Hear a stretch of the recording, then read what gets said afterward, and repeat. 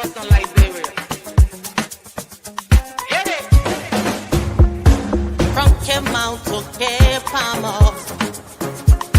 mountain back to Atlantic Ocean, Obomi Hills to Country, to educate, elevate, and promote.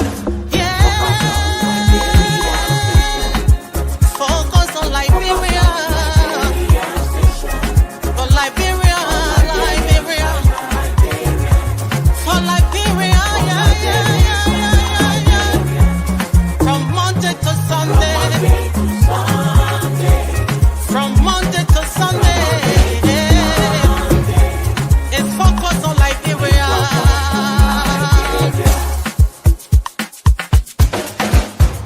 Talk about home affairs. Hey. In diaspora. Current affairs. Reliable information. History. Talking about culture. Politics. Education. Entertainment. Business. Sports. Advertisement. Articulation. Focus on Liberia. Focus on Liberia. Focus on Liberia. From Monday to Sunday. Focus on.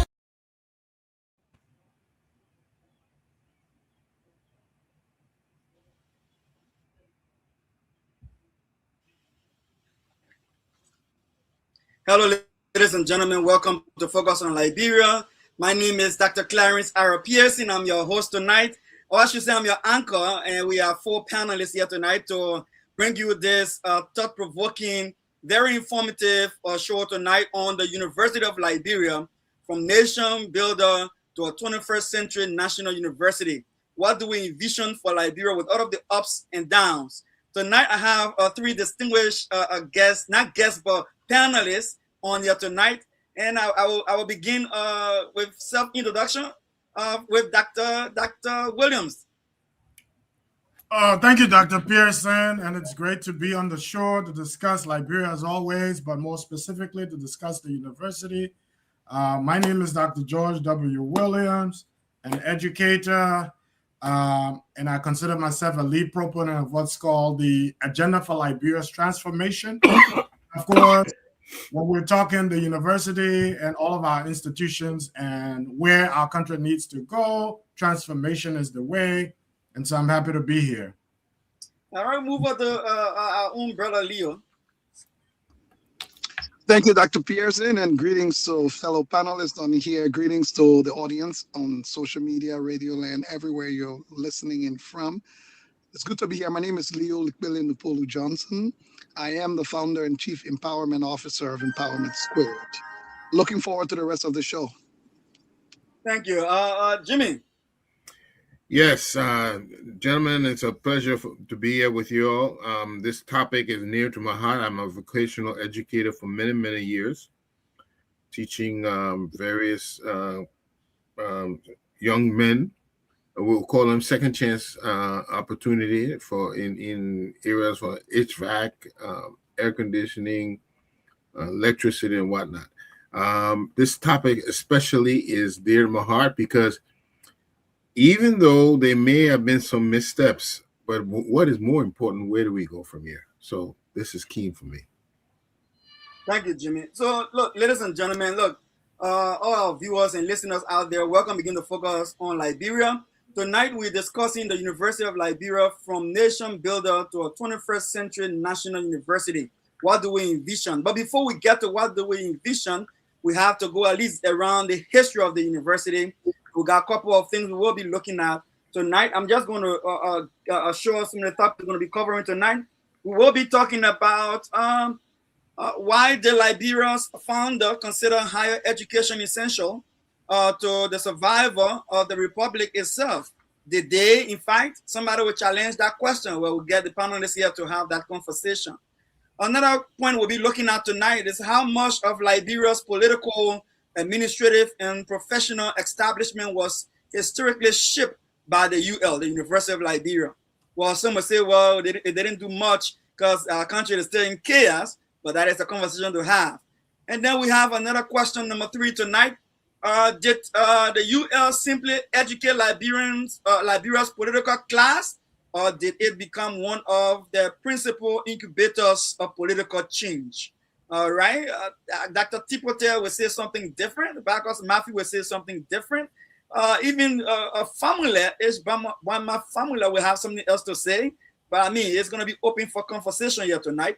And topic number 4, we'll be discussing: has Liberia treated UL as an indispensable national development institution, or simply another government agency competing for annual appropriations?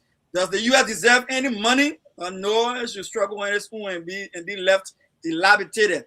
But those are the talking points we have for you tonight. University of Liberia is something that's dear to our heart. I will first start off, Jimmy. I heard you are an alumnus, they would say, of the University of Liberia.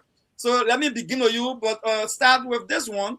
As you tell us a little bit about yourself and your UL experience, can Liberia build a competitive 21st century state without rebuilding its flagship public university?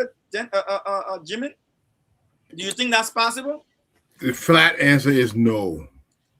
Liberia cannot realistically build a competitive 21st century state while allowing University of Liberia, its flagship university, to remain institutionally weak, underfunded, technologically behind, or disconnected from national development priorities. The central issue is larger than. Tell us a little bit about yourself at a UL. your own experience. Don't worry, we're going to the meat of it. Yes. Personally, I entered the UL in 1977, and I too was of the opinion, like so many of my colleagues growing up, that we should seek education abroad. That LU was not the first choice of higher education. But I was incredibly wrong. And if I hadn't come to myself, as we say, I would have completely defaulted. You see, LU in those days could compete with any university everywhere in the world. We had scholars that when they left LU, they had no problem competing with all those from even the best institutions in the world. As I found out, education largely not just has to do with the institution, but has to do with the student, because the student has to take it upon themselves to develop themselves.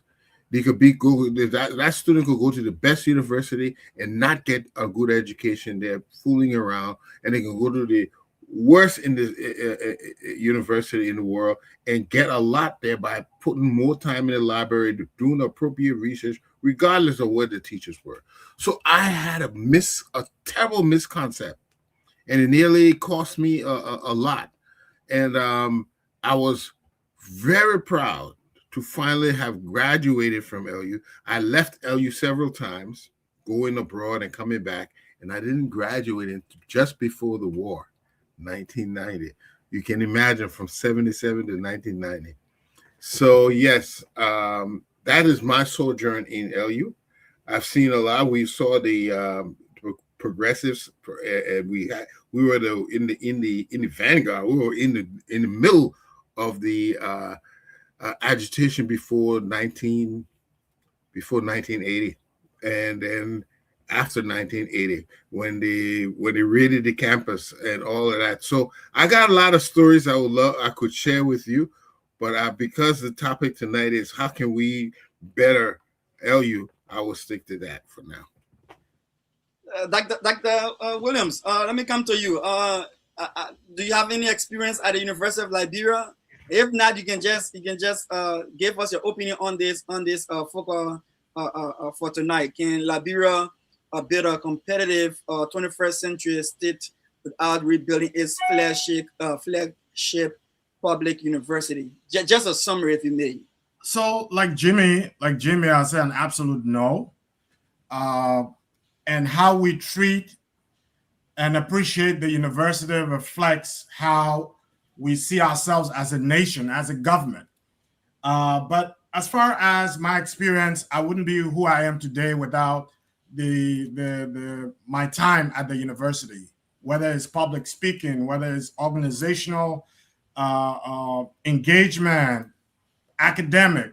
I came from Lakere, Broadville, way outside the city. And so came to Monrovia intimidated. And unlike Jimmy in 1977, I came, I think, 11 years after Jimmy. 1988, I entered the university, very intimidated, though intelligent, but very intimidated. All the boys from Soup and Sim, and their contributions to social activism and political activism helped to shape me. But there's also the inspiration of the academics. I remember at the university, we took times we attended 2 classes to be able to pass one of those classes. So for example, we had this man, Ba Nwoko, teaching in the economics department. And so he had 2 classes. On Tuesdays and Thursdays, we had to do 3 hours a week to be able to pass a day.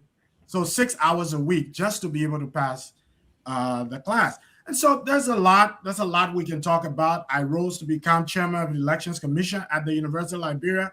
Interestingly, the Secretary General of the commission then is now our new chairman of the Elections Commission. Just putting that out there, just in case my name pops up at the Elections Commission one day. I don't want you taking me to task. I go way back. Yeah, so just putting that out there. But we serve at the university, and a lot of who we are today is a direct result of our experience at the university. So back to the question, can Liberia build a competitive 21st century state university? I say yes, we can. But we cannot build a university firsthand with the structures and the policy and practices that we're employing and have employed over 50, 60 years ago. We cannot do that. As a proponent of the agenda for Liberia's transformation, one of the ideas we've tried to put forward is the depoliticization of education in the country. And we can talk more about that as we go. But I think just like most institutions across the country, we've politicized education so much so that every major decision that has to do with education in the country has to take place in the office of the president. And the president is overburdened. The presidency is becoming ineffective because there's too much going on. There has to be some devolution, especially when, and I speak at this point for education. The president has to divest himself. Don't finish all the meat before we get to the cooking of the food itself. Some of those powers, so that education can flourish. We have to treat education as a corporate entity, not as a political vehicle for partisans and what have you. And so let me stop there because I would say the same thing as well, like Jimmy and yourself. I hope all you can come on to give a stick on this one. Yeah, I too walk through the walls of the University of Liberia. In fact, I studied at the university and got my master's degree from the Kofi Annan Institute for Conflict Transformation. We were one of the first students who graduated from that college when it was founded. Besides that, when I was in high school, I used to represent my high school as the president of my high school, tour the OSU. We used to have at the LD campus, there's some functions of the OSU, and we have to go to represent our high school at the UL. Somebody I don't want to say, oh, but then what was the high school? I attended RC Lawson Institute at the time in Congo Town. All right, so yes, RC Lawson did produce some good students, some very brilliant students. I'm one of those. And not only that, Elijah Shoin, one of our former Minister of Foreign Affairs, also is a graduate of the RC Lawson Institute and also the University of Liberia. So with that being said, when Leo came here, gave us his own take on his experience at the UL. And I think this is the reason why the UL has a very special place in our house. I still have my class ring, if I should say. All right. And that go to topic number one. And Jimmy will start off with you. Now, don't hesitate to give us some historical background on LU. Maybe we need to do some of that while we have this conversation. Like, when was LU? I know LU was established in 1862, but Jimmy and you guys, I know you all know the history. Let us bring some as much history we can bring into this, and then at least talk about some history as we dive into the question. But just for our viewers out there, those who are following us, so Liberia got our independence in 1847. We all know that through the help of our brothers and sisters who came from abroad on what they call they were repatriated. They say came back home to Africa. I don't want to call them slaves or free slave. I'll just say they were repatriated from America back home, our African brothers, and they were hospitably received by our native people. We call them the indigenous people in Liberia. They were hosted. They were given a place to rest their weary legs. Some people say, oh, they passed through Sierra Leone, they passed through what they call the Congo Island, everything before coming to Liberia. Where the bottom line is that they settled down in Liberia. Those of them who did were able to establish the nation as we know it today in 1847. By 1858, the cornerstone for Liberia College was laid on January 25th. Early support came from the New York Colonization Society and the trustees of donations for education in Liberia. They call them the TDEL. By 1862, Moravia College also got its support from Joseph Jenkins Roberts. My brother said, in fact, he was the first president of Liberia, right? So I guess he saw education to be of some value to them, to give them some space that they will help their kids and others who they brought alongside them to get education. That's why somebody said, in fact, the size of the building was constructed to suit the size of those who were considered elite. Well, that's an argument for another day, right? 1863 college, the college started instructions, all right, in 1863 with a very small inaugural student body and faculty, including Edward Wilmot Blading. And I know Jimmy and Dr. George has a lot of idea who Wilmot Blading was, one of our strong historians, and Reverend Alexander Cromwell. By 1866, early commencement, James Henry Evans becomes the institution's first graduate. All right, James Henry Evans became the first graduate in 1866. By 1905, the first female graduated. That 1905, and then by 1951, historic transformation. Liberia College and the William V.S. Tubman Teachers College combined to put together what we call today the University of Liberia. Now, with that background given, with the expansion eventually producing what we have today as the multi-campus institutions on Capitol Hill and Fender, the medical school in Fender also, and so now, what we want to say here now, I want to go over to this question, Jimmy. I want to begin with you. Do you think in your mind that the leaders or the founders of Liberia thought it essential that they should have a university in order to help the survival of the republic that they have started? Did they see any value between the state and education? Okay, thank you for that question. Did Liberia's founders consider education essential? The answer is yes, and that I want to admit that part they got right. The evidence of that, Liberia founders and the early political leadership treated higher education as important to the survival and consolidation of the new republic. The strongest evidence of that is institutional. Liberia College was authorized in 1851. That's only 4 years after independence. Although financial and logistical difficulties delayed its opening until 1862, it later became the University of Liberia.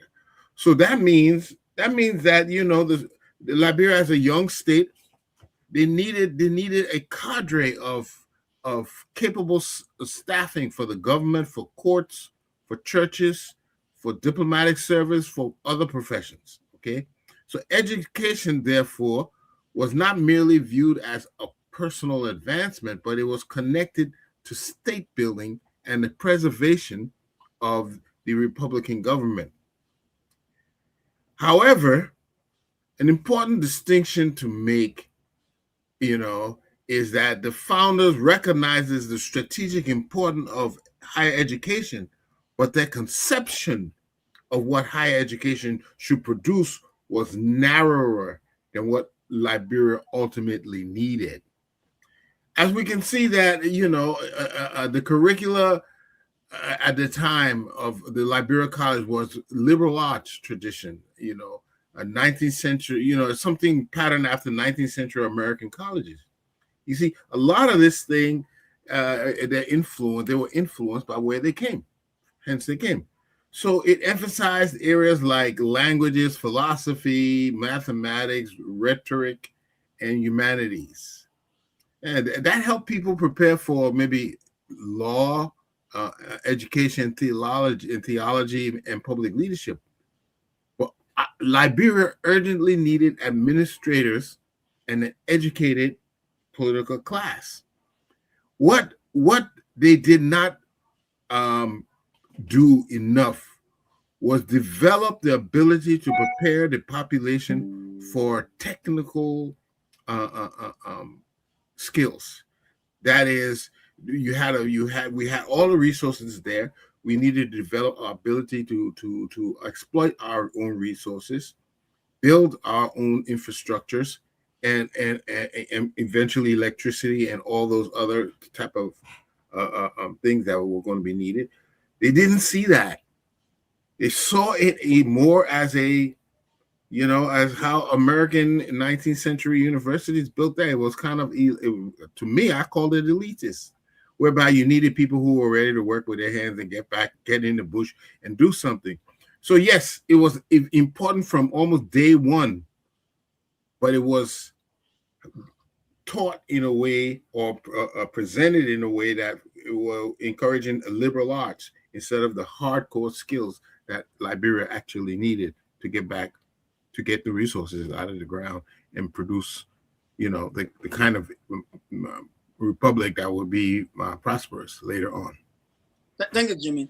Leo, let me bring this to you. So you have the chance to tell us a little bit about. First of all, can you answer this question, this opening big question for us before you can take a stab at this other. Can Liberia build a competitive 21st century state without rebuilding its flagship public university? The answer is we never had, and we never will until we do that. We like to glorify and glamorize whatever people want to call normal days, what University of Liberia was. I think we need to get something fundamental. This was a private school for children of the elite. The University of Liberia was never designed to be a school to educate the population of Liberia to build a proper state that was equitable for everybody. That is the reason why, in fact, the capacity of the UL was as it was. And let's be fair, the children of what we would call indigenous people those days that were taken to live with the elite for whatever the reasons were the ones who actually went to the University of Liberia. You can go to all of them. You can name most of them. So first of all, the premise on which the University of Liberia was built was flawed to begin with. It was not built because our four founding fathers had this grand vision of wanting to build a country that was equitable for everybody. Indigenous, not indigenous, tribal, not tribal, whatever it was. It was designed to consolidate power as they understood it among themselves and to prepare their children for what was to come after them. Fast forward to now, because of that flawed premise is why we are where we are. No one there was not better. Pre-war was horrible. Nobody should make us think that pre-war was better. It was a horrible time. It was good time for a small percent, an elite few. But when you unpack it deeper, it was terrible time for so many of our brothers and sisters who were marginalized. So we're still riding on that same flawed premise today with the University of Liberia. We're trying to, again, work our way backwards to Norman days rather than work our way forward for the next 100 years. Everybody trying to go back to what University of Liberia was. That was not something anybody should be celebrating, in my humble opinion, because it was not supposed to be a private school for the children of elites. So I will answer the question by saying, absolutely not. That is the reason why our only chance for finally building an actual republic for the first time in 180 years is setting up the University of Liberia to be the feeder of the leaders of nation, to also be the platform upon which Liberia sees itself for the next 100 years as a nation state. Okay, Leo, before you transition to the second, the main question, the number one question, why did Liberia's founder consider higher education essential to survival of the republic itself? Now, let me lay this foundation, because there will be some who will argue. I may argue with you and say, listen, in development studies, there something called progressive development trajectory. So you don't just born a baby today and the baby start walking immediately. You have to learn to sit, to crawl, then to walk. So university obviously has criteria for enrollment. So at the time the university was built, were there indigenous people, like you mentioned, who had the prerequisite to enroll into university, or were they still preparing themselves from the beginner level education to then matriculate towards higher education? Second thing is that another person will argue, well, look, people will always give you what they have. They will never be able to give you what they do not have. So whatever that they brought to us did work for them where they came from. They saw what it did to develop the other side of the world that they came from, and now they felt that it was helpful to them in building a new state and what they left behind. This was an essential tool. Do you differ? I differ. Number one, no country in the world has developed by building a university or an education system for a different country and not for their own country, not to answer their own questions. Every country that has succeeded with a robust, whether it's in Asia, we can go from China to anywhere. Countries who have done well with our education system have always designed it to answer their questions, not the other question they dream about from someone else. Number two, that is the reason why that was a problem. They were not building a university to cater to Liberia as it was. They were building a university to cater to their pipe dreams of the United States of America. By the way, they didn't go to schools there. Let's be clear. The conditions under which they were kept, they didn't come to Liberia as some of the top academic elites from the United States. Let's be honest, as much as they may have experienced it because of being there, and some of them may have been able, to go to school, or whether the Joseph Jenkins Roberts, who were very great businessmen and successful businessmen and others in the United States. No. So we couldn't have them building a nation state called Liberia by building Little America, which was the problem. When majority of the people in Liberia had never gone to America, had no clue what America was, and an American life would not have been in their favor either, because the America you were trying to build was a racist, misogynistic, horrific state at the time, which is what you ran away from. So they learned how to marginalize you and enslaved you. So you copy what they did to do that, and you came to Liberia to try and replicate the same thing. Number two, your second question that you actually asked, what was it again? Sorry, can you bring me? What was the second? Why did Liberia's founders consider higher education essential to the survival of the republic itself? Yeah, I don't think they consider it essential to the survival of the republic. They consider it essential to the survival of their families and their children, and the protection of their control of state resources. And that's why we saw all through for over 133 years. Let's be honest, it was under President Toba that Yakba started making it in. Let's be honest, look at the history of the University of of Liberia. Up until President Totman, it was for a select, maybe 5 to 7% of our population. It was later, after so much advocacy and agitation, that the university started opening itself up. The university ran like an elite private school. It didn't run like a proper public school that was supposed to be the most accessible to everybody. And some of those who even made it there from the indigenous population will tell you the ultimate sacrifice it took for them to even make it there versus those who just have open access to the university. So my argument is no, the founding fathers did not think this higher education was essential to the survival of a republic that was for everyone and equitable and accessible. They had in mind that a small number of people would have control like they did for over 100 years through the True Win Party, that they needed to continue that system. And if we all agree that that system was flawed and there was something wrong with it, guess what? All of those leaders were produced from the University of Liberia. That is what they were taught to do and do well. Thank you, Leo. We move on to Dr. Williams. Dr. Williams, I'm hearing some interesting thing. Unfortunately, I'm the host tonight. I'm playing host tonight, so I cannot come back to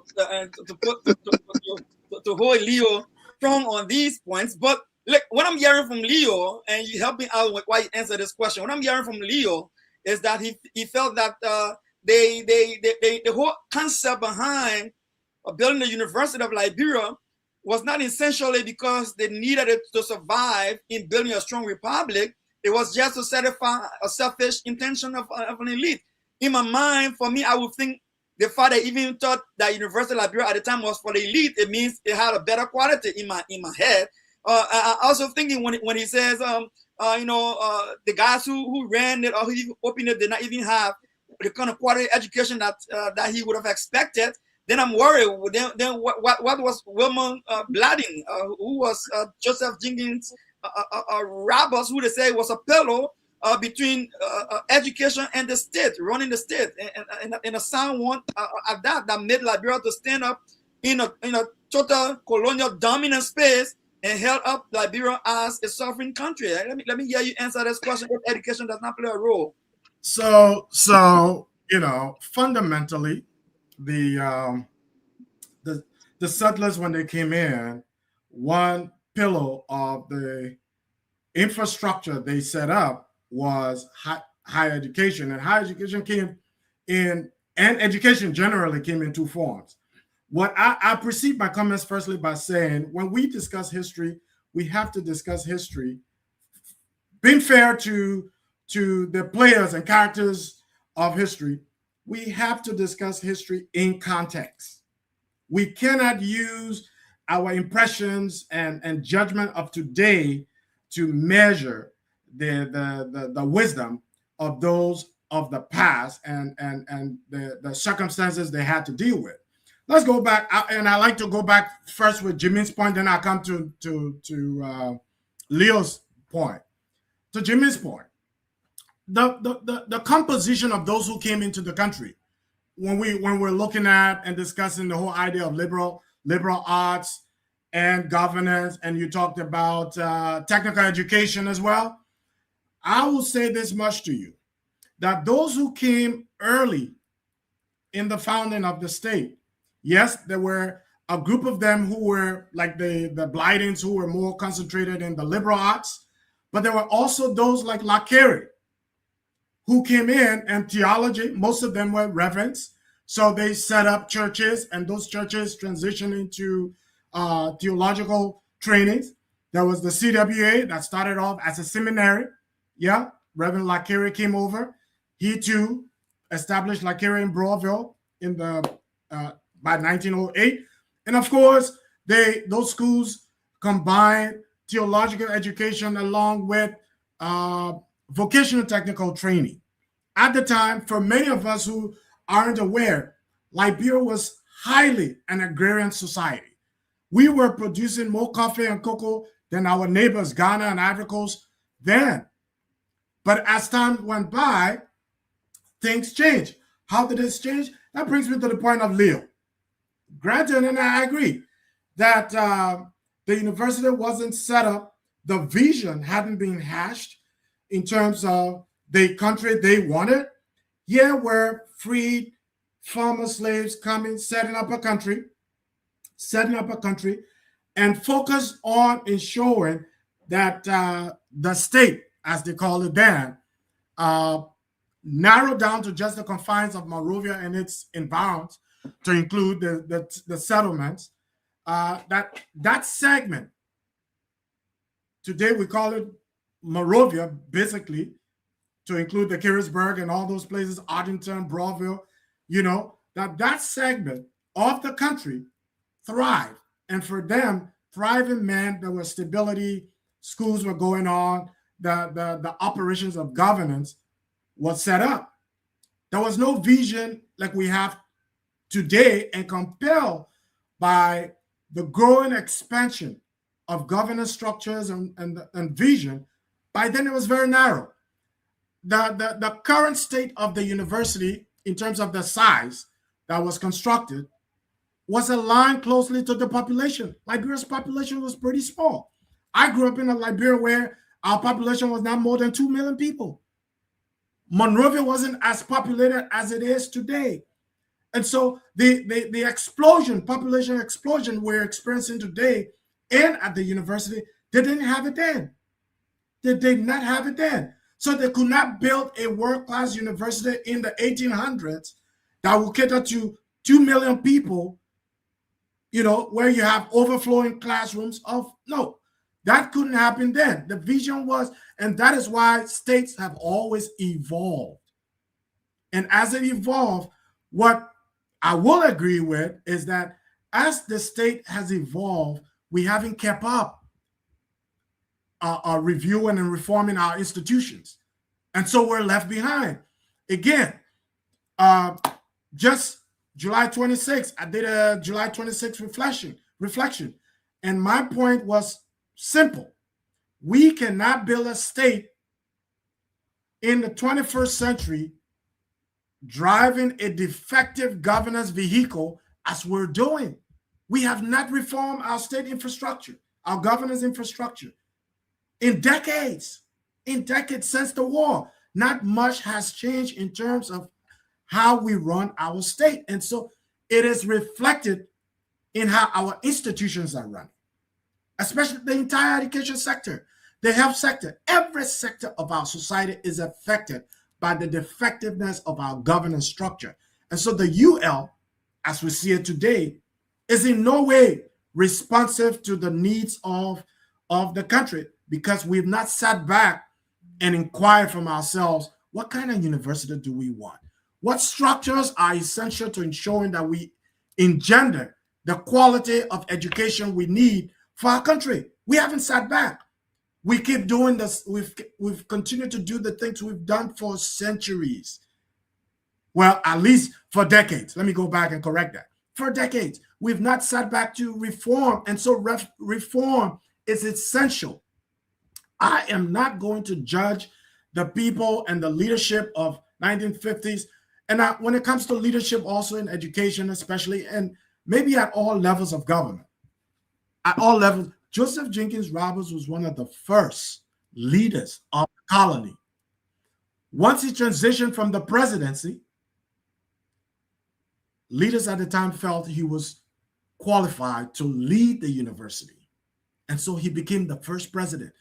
Our Constitution does not suggest a criteria, academic criteria for people to become legislators. The assumption is that experience over time grants you, and your relationship with your population grants you that. Same thing, experience in leadership can pivot you at any level of government, And so even at now we're requiring more for our leaders at the university. But back then, it wasn't the case. And so and not many of them came with doctoral degrees, but not many of them came empty as well.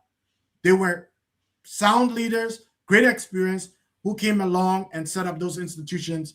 And we got to give them props for their time. We cannot beat them up for their efforts at the time. And I frown on the whole idea of elitist establishment. In the 1850s, come on, people, let's be honest. Let's be honest. The folks came to set up a state, yes, for themselves, for themselves. It took time to evolve the rest of the population until Tubman took over. That process, even between and amongst the settlers, there were crises going on.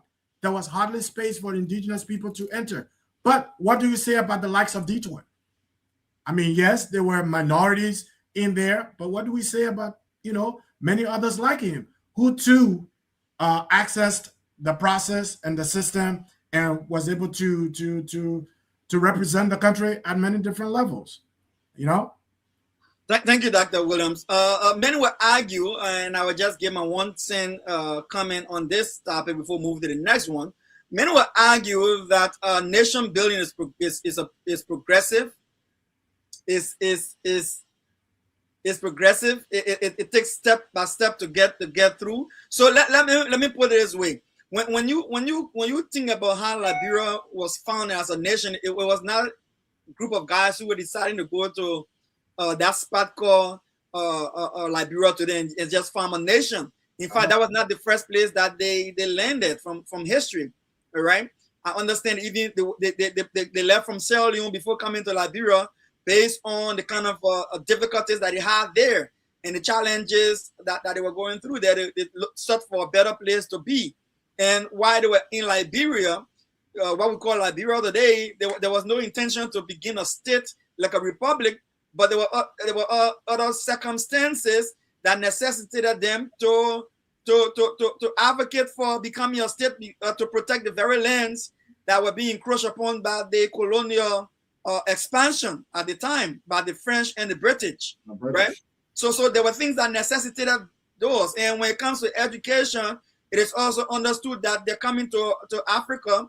One of the things that they brought to Africa was education, not just for higher education. In fact, they started with churches. All churches will have schools. That's why majority of the churches in Liberia today that are linked to a colonial establishment were the ones that were dominating with schools in the Republic. And then the same with hospital, which is healthcare, right? The Catholic, the Episcopal, the Methodist, the Lutheran, all of them came with schools and clinics and hospitals. So moving on to university level, what I would say today is that I agree 100% that they had more interest in their own education for their kids. I agree with that, but I also understand that Liberian men say through coffee, drink water. Right then. But right? I think you guys I want to correct one thing. There's one thing I want to correct. Yeah, go ahead. I'm not saying these people were not great people. Yeah, I'm not saying these people were not great people in whatever way they are. I'm stating facts. I'm not stating as a form of criticism or not. Let's be honest. Just because you are a medical doctor does not mean you know how to set up and run a hospital.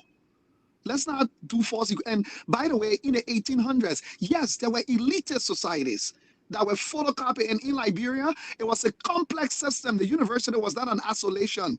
It was part of a complex systems of marginalization. You take it back to 1600, you bring it to this, slavery was wrong.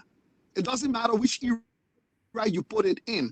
So I'm not sitting here saying we are whiter and righteous than those people. What I'm saying is these are the facts. They realized in their minds the only way they could have succeeded was the same system they learned from the US on the plantation of marginalize the least so that a small class can get ahead. That's what they grew up in. That's what they learned. So I'm not saying that, let's criticize them. They were demonic. We are better. I'm saying these are the facts, and that was elitist. The United States itself, slavery as a system that they developed.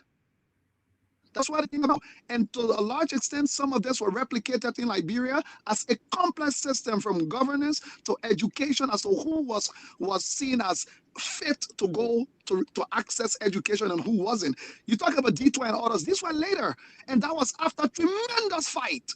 An effort for those people to have gotten a chance. And some of them had to change their last names for them to get a chance at the University of Liberia. So I'm not talking about later. So I'm not here to say they are demonic or this is good or this is bad. I'm stating the facts as they are. Whatever the intentions were, I wasn't there to sit here and say they were just diabolically wicked and bad. That's not what I'm saying. I'm just saying these were the facts as they were. Leo, two facts. Yes, sir. No, can I just two things? We got three more topics. So hey, you can respond in your response. That way you can respond your response to number 2, right? Yeah, So, well, allow me to. I'm coming to you, Eastman, Mr. Eastman, coming to you, but respond in your response. Okay. Right? So we understand that in as much as this is debatable, which is the foundation of University of Liberia within the country, the new republic, there can be a whole lot of debate that can go around that with colonialism, with slavery, all that kind of thing. Well, but we're sticking to the fact of the essence of education in the University of Liberia. So let me go. Then you can spin your response to this one. Ismail, coming to you now. Now, how much of Liberia's political, administrative, and professional establishments, I should say, was historically shaped by you? Now, don't forget here now, we're talking about a nation that was once considered one of the most respectable nations on the continent because of its human capital that we had at the time. When we had leaders going out to the United Nations, we had leaders going out to within the African sub-region, we had leaders attending any major meetings on the outside. Say all you want to say about colonialism and slavery and the black slave that came to Liberia. Their representation was far more sophisticated than we see today. So looking at nation building in the University of Liberia, did the University of Liberia add any value to our leadership within our country when it first got established? Eastman. Yeah. Let me share something with you. Over the weekend, I was chance to go to the Liberia DC community dinner, and we had Dr.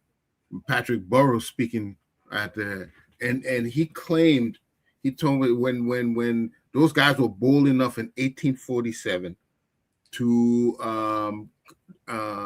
announce their Declaration of Independence, there were fewer than 2,000 people. And I looked up some documents here to tell you the kind of people at the time were in LU. From 1862 to 1863, 7 college students. I'm bringing this to the reality of this because a lot of people think this elite. You think people were still wearing barefoot until the 50s.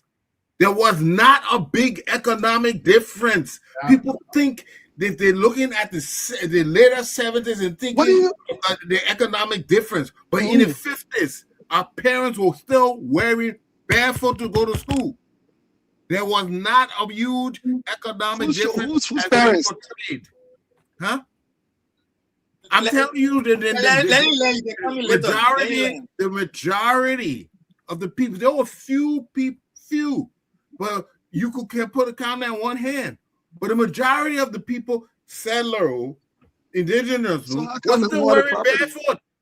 The economic difference was not that much as being portrayed. You're looking at the latter 70s.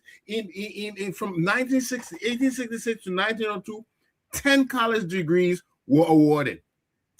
From 1900 to 1940, historical records exist in archives, and it says here only about 70 people were enrolled in 19. I'm reading something. I'm not going by how I feel.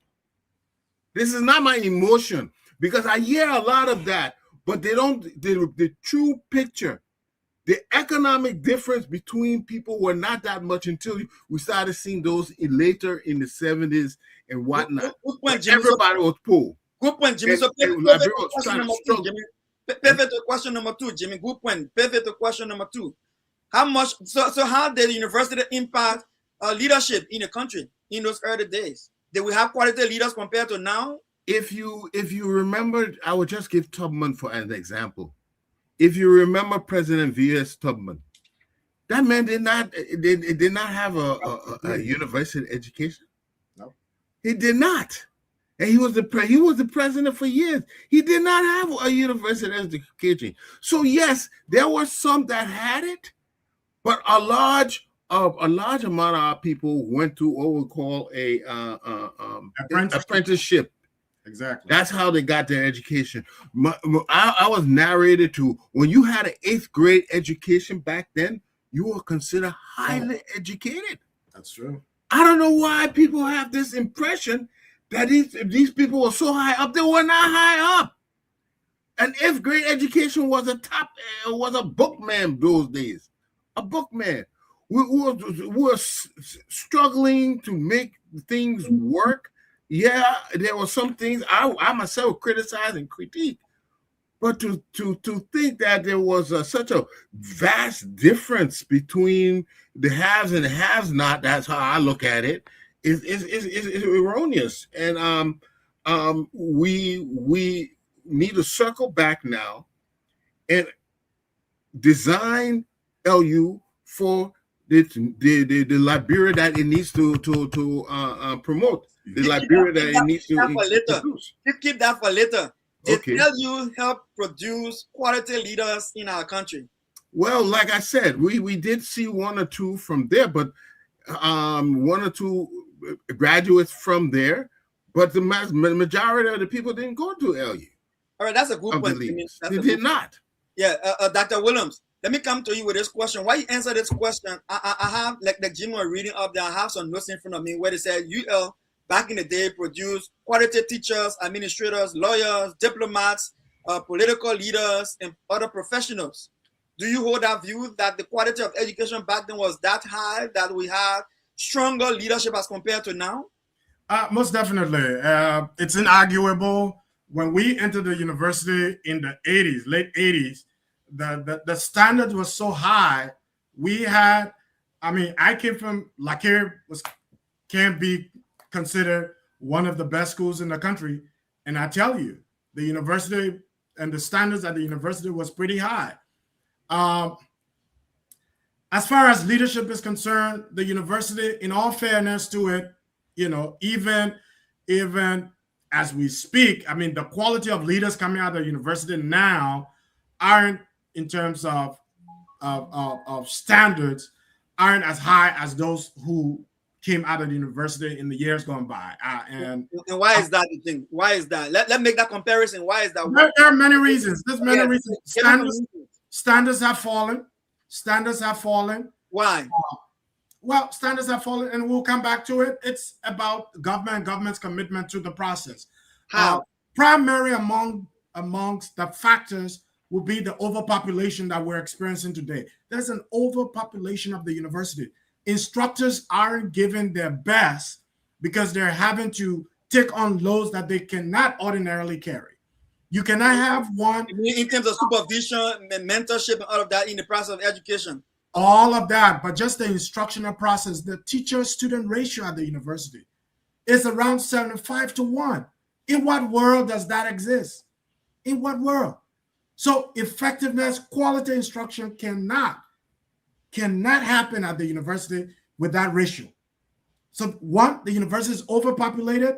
We've overly politicized the university, so everybody believes they can come in. Look, let's be honest with ourselves, and the nation needs to face itself and think. Every citizen they're entitled to an education, but not every citizen is entitled to a university education. Many of our citizens we need to focus a lot more on vocational technical education. Mr. Eastman just mentioned apprenticeship system. We need to, divest and So I get that. Let me push a little bit. I get that, right? LU is the focus. So if LU is the focus, if we said that the quality of the institution we had with a smaller number of people back then, right, and well catered for, whether elite or the little indigenous that joined them, they were manageable enough. The population was controlled. The quality was great. So they produced great leaders like the Bacchus Matthew and the Tipote and the others, right? So are you saying that over time we've had a situation, probably the war, because we saw the war made a major impact there, and the population in Montserrat has increased. There are more high school now in Liberia than ever before, in Montserrat particularly. Many kids are coming out of high school, wanting to go to university. They cannot afford the private ones, so they order and run to the public ones. So are you seeing we're not being able to keep up with the demand for higher education in terms of the demand versus the quality? Give me 30 seconds so I can go to Leo. No, I can't give you 30 seconds. Let me give you more than that. But, since Leo is back, can I just use a second on Leo? Two things can be right at the same time. The founders came in, yes, they brought in their experience from the plantations and what have you from the Americas, and they brought it to Liberia, and they implemented some of those experiences on our people, including the size of the institutions they created, the philosophies they invested in structuring those institutions, but also the bulk of our population had to be, supported to getting them up to speed. So reading, writing, and all of those good stuff had to come with time. And Dr. Pearson continued to talk about progression. It had to come with time. And so we cannot hold those initial efforts ransom to where we are today. No, we should be holding ourselves more responsible for the degradation that we're experiencing today, because we have failed. Our leadership have failed to align the progress, global progress, with the resources of the state to moving the university forward. And I'm sure in one of the topics we're going to be discussing, the focus is going to be on the current period. Right. But in terms of the shape of shaping political, administrative, and professional establishment in the country, the university has been pivotal. I'll be honest with you, the university has been pivotal over time. We suffered, the country suffered as a result of the war, and we haven't recovered as yet. Thank you, Dr. Williams. I wish I had Leo here. The internet wasn't getting hard time, but I want to bring it to the apolitical analyst Jimmy here. Jimmy. Yeah. So what I'm hearing here is the people in technology can say garbage in, garbage out. When we have quality input at the UL, we have quality leaders coming out. I mean, very respectable leadership around the world, at the United Nations, AU. I mean, everywhere we went, we're highly respected. The war came, a lot of things got damaged. LU now, like the Williams say, overpopulated, and standards are low. So do you consider that the garbage in after the war now give us the garbage out we have today? I do believe, when you have overcrowding, when you have to, when you're overwhelmed, sometimes it can cause your quality to go down. And I think that's what really, when I was in LU, all those guys who were doing agriculture were on scholarships. Not only were they on scholarships, they were given stipends. All of them were given stipends. They can't afford to do that today.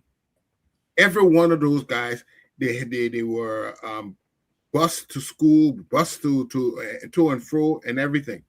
But what if I had one critique about the Liberia, even though the early leaders understood that we needed educated people, but we didn't start developing and producing engineers, scientists, and agriculturalists way until later on. Cornell University came in 1960.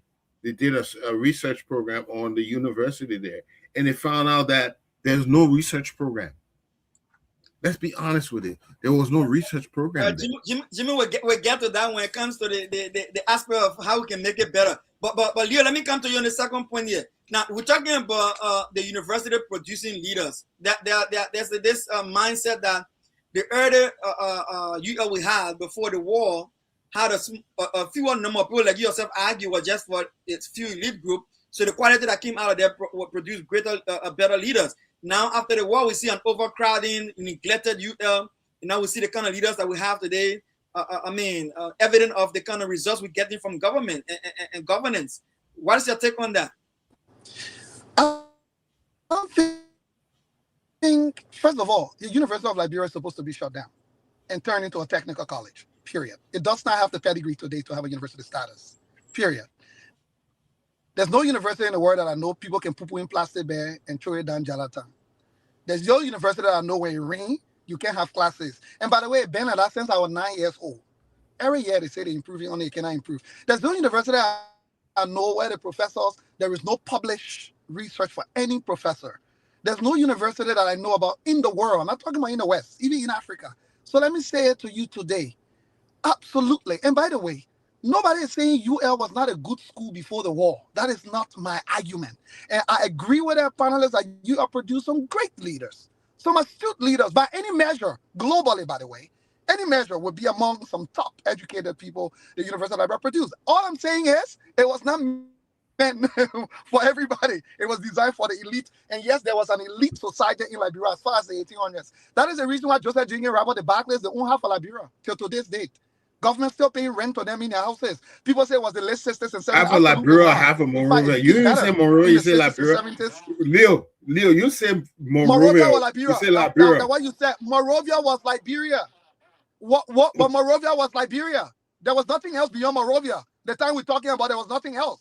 Monrovia was Liberia. And if there was not an elite society, how come only certain families, around 300 of them, own half of what was Liberia at the time? But that's beside my point. The question I'm addressing now is this question. So we've seen since the war came, right? UL got destroyed, like everything else in the Liberian society got destroyed. And what happened when we came back? The elites of the day decided to mimic the elites of the past. They thought they can just pass UL, clean the green water, put it well washed, and pretend that UL are great school. So let's just continue from where it was.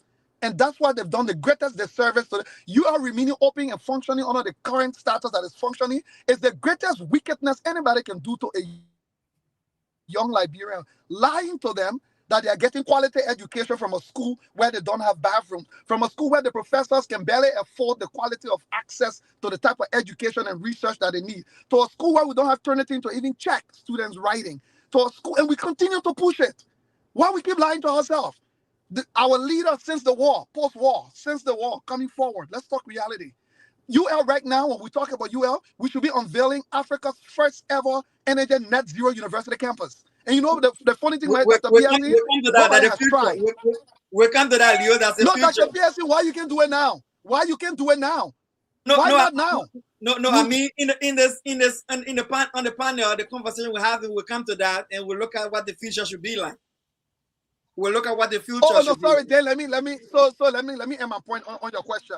So my point on your question will be: yes, the University of Liberia of pre-war was an elite school, was a top school. There's no denying that. And yes, those who had the access and the benefit to go there got some of the best education at the time the world could offer. There were professors from around the world that came to UL to lecture. So they did. Post-war university, in my opinion, I'm sorry, Liberia's political class has become one of the principal incubators. It was one of the principal incubators of political change then. Yes, it is true. The Brahma formulas, the Dr. Amos Sawyer, all of these guys, right? They came from here. And those qualities, unfortunately, that has stopped. And we are still relying on the same thing since then and running around with it. But let's, Dr. Pearson, just give us, and I'm sorry he's gone, but there are way too many contradictions in Leo's explanation. By his logic, I'm not gone. I'm listening to you just because I'm. Thank you. By his logic, we should shut the entire country down because all of our institutions, not just the university, it's not just the university that's experiencing the issues you're describing. Every sector of government is experiencing. So by your logic, we should shut the country down. Yeah. And do what? By your logic, should we keep running and lying to people that we're offering them quality education? So by your logic, should we do that?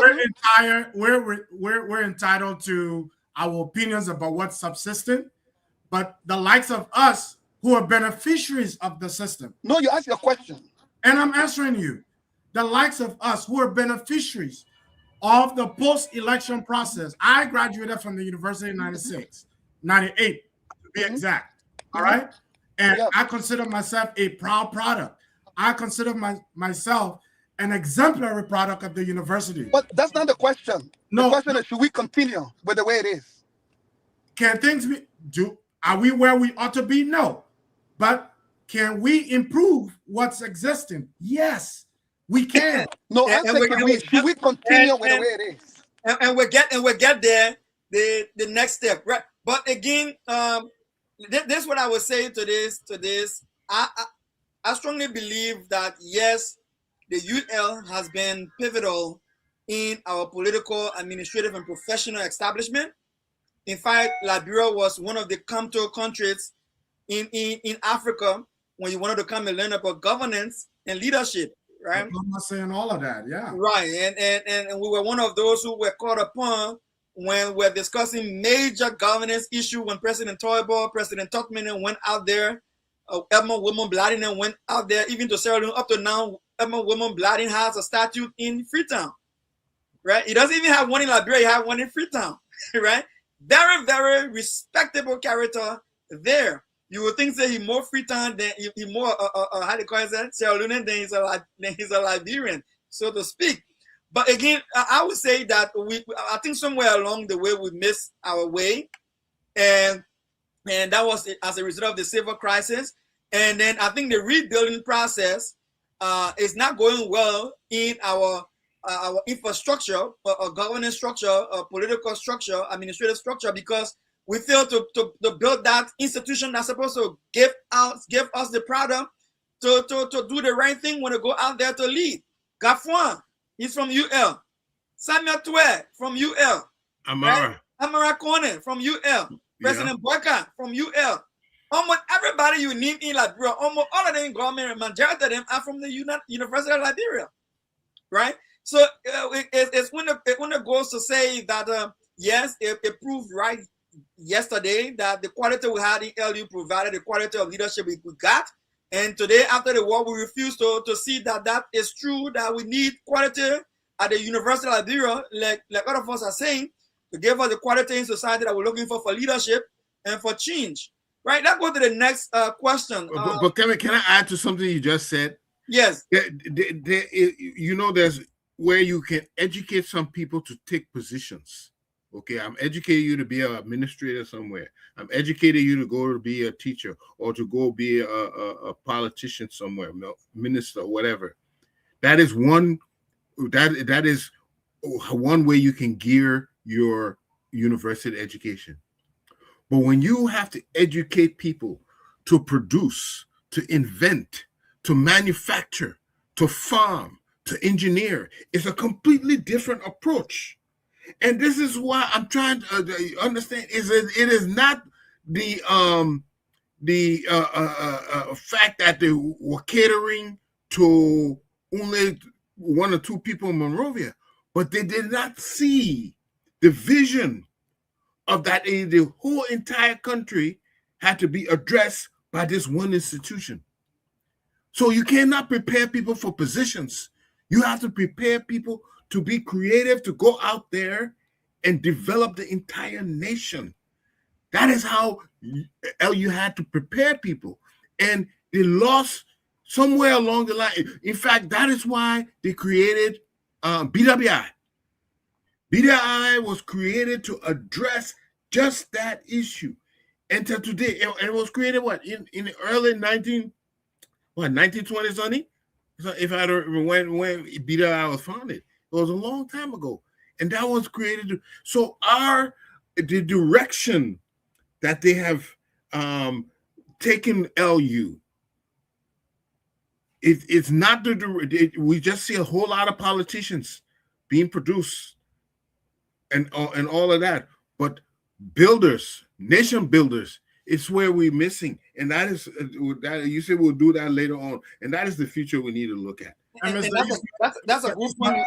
Dr. Williams. Yeah. Can I go ahead?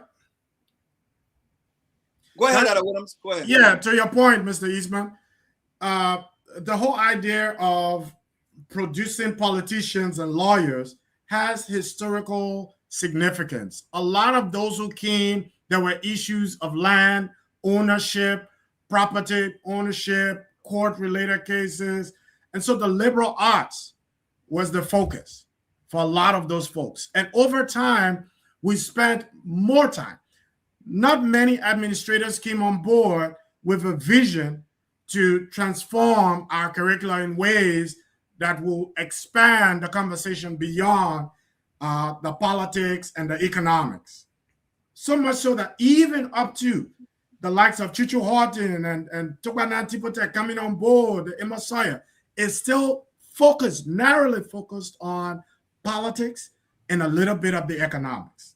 Not much was done until Tauber came through, and started to invest in health and agriculture. And education, But when the coup, the assassination took place, and then the war subsequently, most of those things broke down. Yes, Dole tried to maintain and sustain it, but once the war took place, we've never really gone back to re-examining the role of university in nation building. We haven't done that. Yeah. And it's imperative that we do. All right. I mean, yeah. So let get a few things straight. I think we need to look at history more carefully because, like Mr. Eastman said, even when like you mentioned earlier, Dr. Williams, the UL was more focused on the liberal arts, on section, governance, and other issues. Education, because that was the demand of the time. Like Mr. Eastman said, the indigenous people had to learn the language first before you can even learn the subjects. English was not the first language, right? So they had to learn the language first before they even start learning the subjects. Before you talk about going to universities, and not only that, but again, Mr. Eastman made a very good point. Like a BWI was established in 1920 something. Mr. Eastman?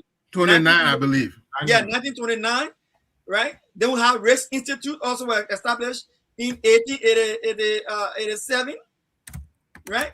So and then Moravia College Industrial Training, 1922. So there were attempts to gravitate towards industry. And the reason I'm bringing this up because I saw a video someone shared in our chat group where you can see, I think it was the toy boy era, where you can see major industry was in Liberia before. Yeah. And I remember they said before the war, I was a young guy too, but just before the war, we had a lot of industry in Liberia that got damaged as a result of the war. The entire so there were progression, but we lost our way, like I said, when the war came in. So let's talk about the UL now, moving from gravitating from education to radical politics, right? Revolutionary movement, and I want to talk about the gravitation to Liberia and the role of LU. So by the 70s, the mid and late 70s, we start to see the UL. Dr. Pearson, Dr. Pearson, can you guys hear me? Yes. Can you guys hear me? Yes. Okay, great. I just wanted to make sure you guys can hear me. Yeah. So we start to see the UL, like Leo has been saying, yeah, there were marginalization.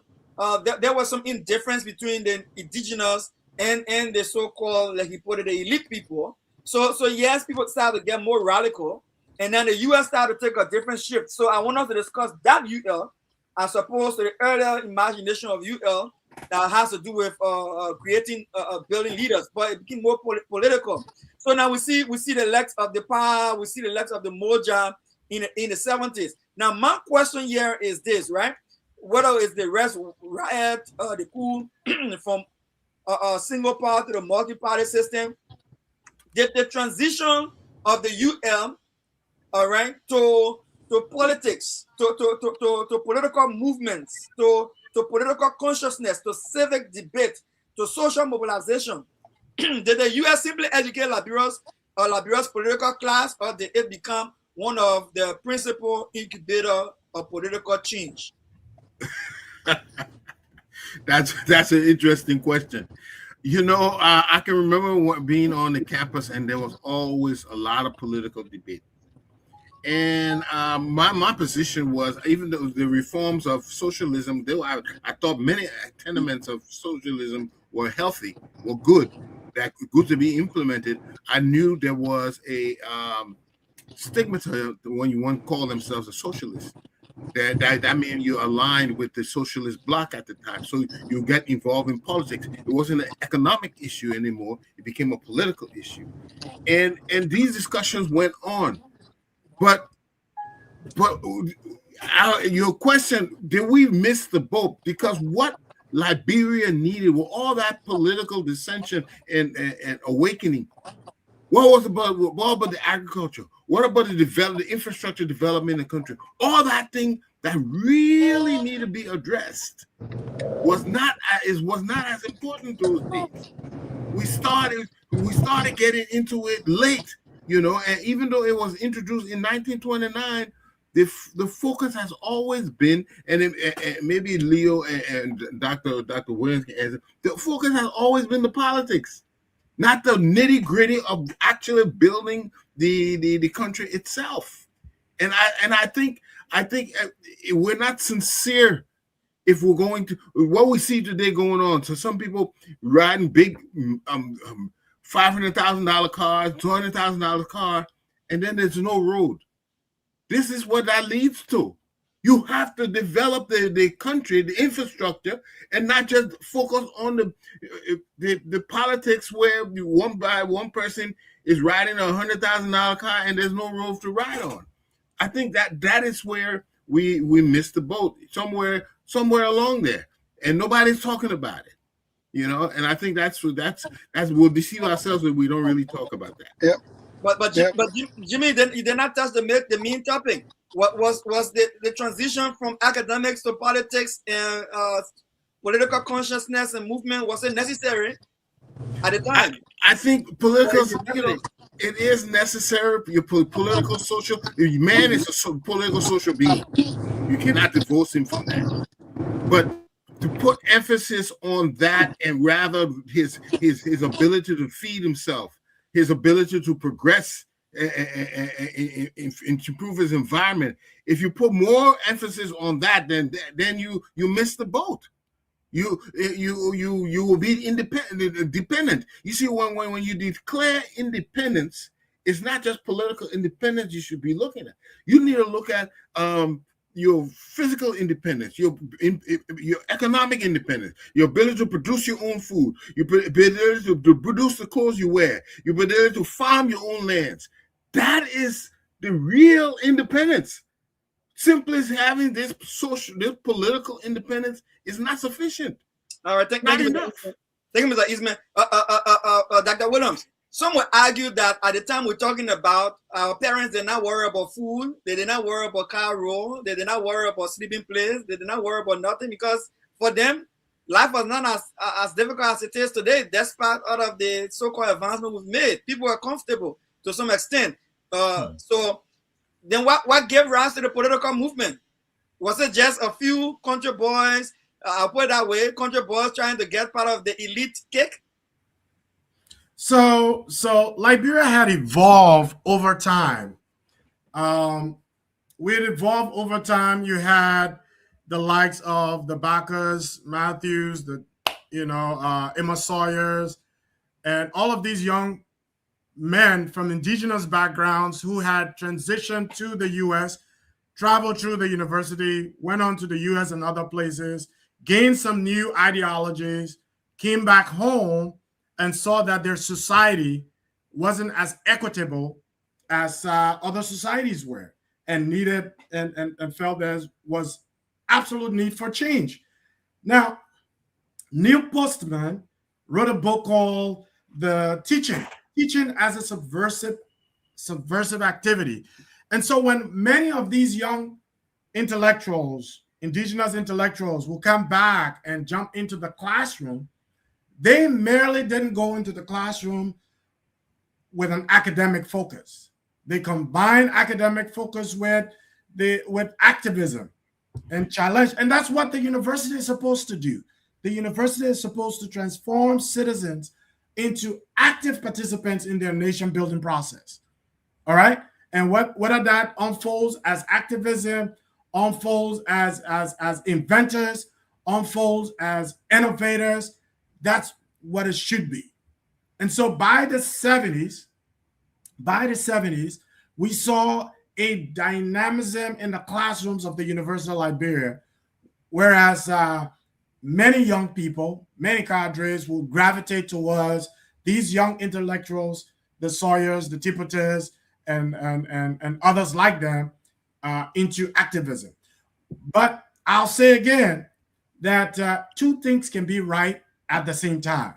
That one, the university did educate and change leaders, but it also bred, as a result of the change that was taking place, it bred a lot of individuals whose principal focus was on transforming the country.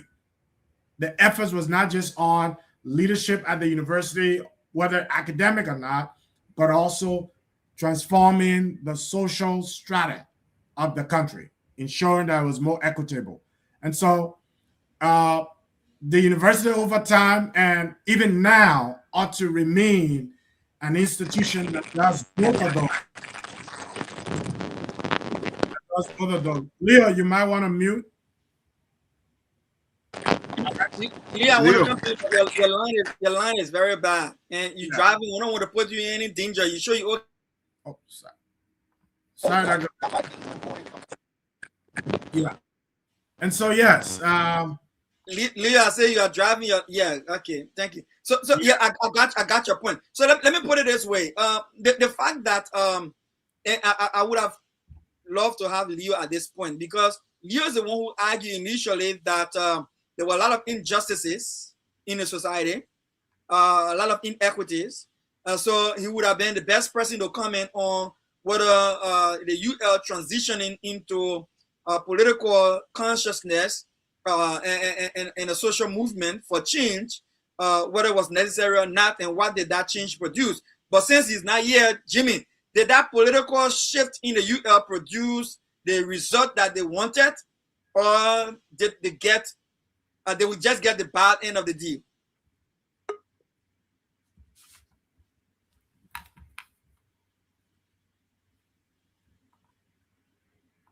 Has to do with socialism, the social aspect of our life, the political aspect of our life. We were cultivating that type of discussion.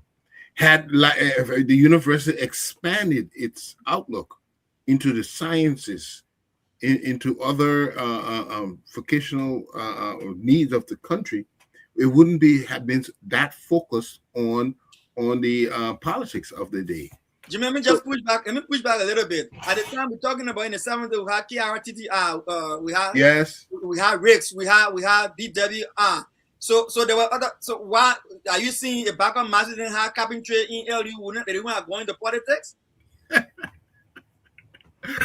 people that didn't have engineering. It seemed that politics took center stage in the aspirations of our youth in those days. The political awareness, the political awakening, this was center stage. Of all our development we're looking at, we're not looking at the expansion of the free zone and the fact that we had 20, 30 industries newly created in the country. That was not an interesting part. The interesting part that our agriculture, we had started producing sugar, and we had started getting into cocoa and all. That was not the interest. The only interesting part was the politics of the day, and politics does not build nations, but for somehow I'm believing that we incubated this sort of thing by allowing ourselves to cater more to the classical, the liberal arts, than to the nitty-gritty of study that we really need to improve our environment. So, and that's why I told you when I started the show, I'm a keen advocate of vocational training. I think that's what we need more, and every one of our schools should be focused on that, starting from elementary school.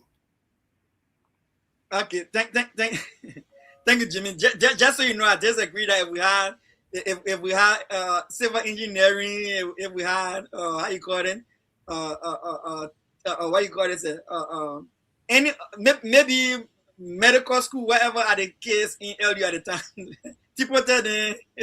I like what you see what Joe All Moyo. that we're still going to get into that politics. I don't think it was going to change anything. I think the mindset was political rather than technical training. All right. Okay. So that makes some progress here. Leo, if you can pause for a little bit and be safe, I want to bring you on this subject. So we can Yes, discuss. I am pulling over. I've been. All right, yeah. So yeah, Leo, I want to hear from you, Leo. So come in, talk to us. Do you think with all of the injustices and inequalities, they shift at the LU from just an academic program to a much more what we call political consciousness and social and political movements? Were they necessary? Was that necessary to you? I think you frozen. Yeah, you back on. You got me? Yes, your last line. Can you hear me? Yes, Yeah. I can hear you now. So I'm saying you are the one advocating for injustice and inequalities. So the shift of the UF from just being an academic program to a political consciousness and change movement. Did you see that as necessary in the 70s? And did the change produce the results we wanted? Absolutely, it was a necessity. It was an absolute necessity, and yes, and I'll tell you why. We tend to forget, how did Abacus Matthew and these guys, Tipote, make it to UL? The indigenous people who were working in the mines and were never allowed to work in the offices, were never allowed to be in top government positions in Liberia, saw the children of the elites of the day and saw what it meant to be in white collar, and saw what it meant to sit in the office and drive nice cars. And they realized that they could not get it. They wanted their children to. So guess what happened? Most of the indigenous children walked from up interior because the only way you could get post-secondary education was to come to UL those days. The place you call West Point, Lokintown, Buse Quarter, Nikutown. It was those indigenous children who came to Monrovia and could not afford to pay rent on their children, their parents and our properties, that formed where we call today squalors today. And that's where they live to make their way. Most of them will walk to UL every day just to try and get themselves the same thing that other people's children got, and they were up there. The problem became when they got that education, then they were still denied because of their last names. So absolutely, UL became the only place their voices could accelerate right to the top. It became the place where when they make noise, the whole country had to listen. It became the place where they could mingle and be co-equals with the children of the elite of the day, because there was no other place, there was no other venue, there was no other platform that was as equalizing as when they were on the University of Liberia campus. There were people that could talk to at the University of Liberia that they would never talk to in any other opportunity or any other space. So my answer to you, absolutely. You cannot suppress one group of people for so long. And the refusal of the Chewy Party to have created an enabling environment for the dialogues that should have happened, for the changes that should happen, led to extreme measures and also led to other people exploiting it. So two groups of people emerged. One group of people who were genuinely fighting for their freedom. And by the way, most of them who were fighting for that freedom had no idea of what to do had they got it, because they had never been there.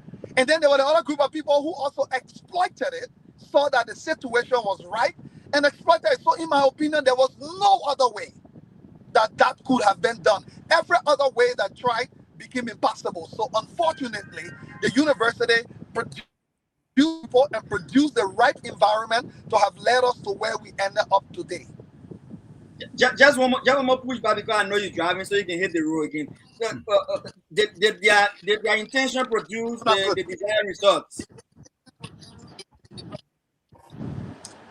Did that change at the what their intentions were? No, it did not. No, what they professed up to now has eluded themselves and everybody. And that's what I said. They themselves had no idea. Let me ask you, Dr. Pearson, you that here.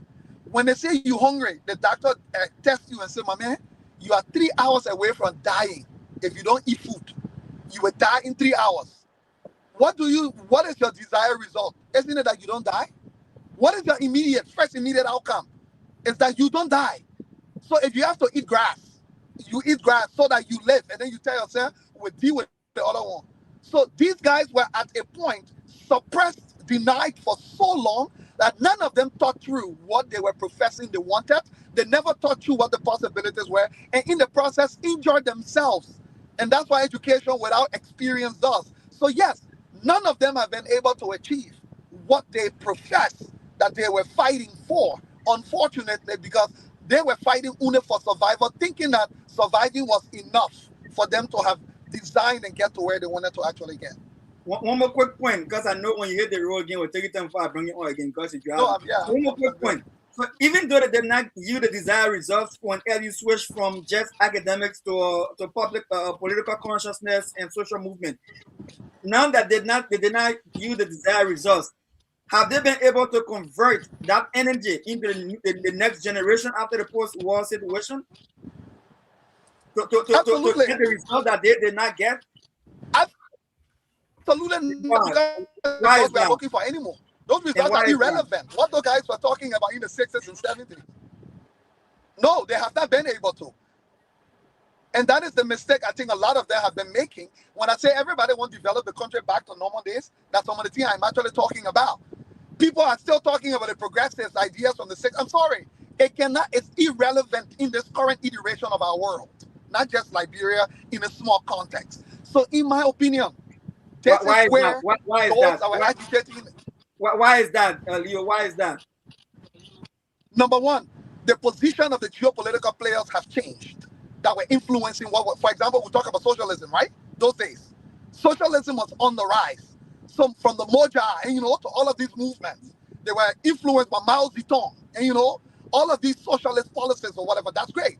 The world has changed absolutely. You can no longer advocate for the type of things you hope would have happened in today's iteration of the geopolitical governance of where we live, number one. Number two, Liberia's position has also changed. Those days, Liberia was in a privileged position. Privileged in terms of its positioning on the African continent. Right? It was one of the oldest democracies. It had all of its tentacles. There was nothing major diplomatic occurrence on this continent that Liberia did not have to be a party to. Today, we are at a rock bottom well. We are not even considered in some of the decisions that are happening. So no, you can no longer posture in that way because the dynamics have changed, the players have changed, and the game itself has changed. Dr. Pearson, could I? Yeah, thank you, Leo. Thank you. So I will leave Leo for now. Dr. Williams, I'm coming to you. Leo made some points, and I want you to comment if you can. He mentioned that a lot of indigenous, in fact, he said no indigenous work in the time of those elitist guys, right? But records show that Momolu Dukle did work under the Tubman administration. Joseph Seguanu did work under the Toibot administration.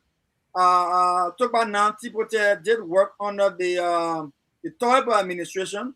Henry Boyman family, the senior, not the junior, also did work under the Tubman administration.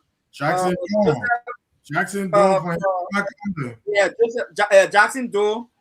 did work under the Toibot government. They had Edward Kesali, right? Mm-hmm. Edward B. Kesali, the senior, not the junior.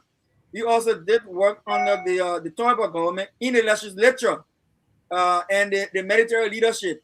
We had Chief Joto, right? General Heron Kobwe. Johnson. So there were people who so I think those guys wanted a multi-party democracy. One of the things they wanted, so I think nothing would have changed their mind, right? Dr. Pearson, the agitation of the 70s was about space, access to the political landscape. And the question you asked, was that achieved? In so many ways. Look at our political landscape. Who populate the political landscape today? Their quest was that every Liberian citizen have equal access to the political participation in the country. And today, personally, frankly, my background, my father migrated from Sierra Leone to Liberia in the early 60s. I was born in Liberia. My mom is from Grand Says. I spoke Crew before I spoke English, even though I carry the name and wear the name George Williams. But I hesitate, frankly, in this day and age, I hesitate to be a part of any conversation where we start to dichotomize indigenous, American Liberians, and elitists. Listen, every society evolves through classes. Every group that evolved today, the indigenous folks we talk about today who were marginalized then are the elites today. Looking at our legislature, for example, looking at government, who are the ones in there today? They're indigenous folks. They're the elite.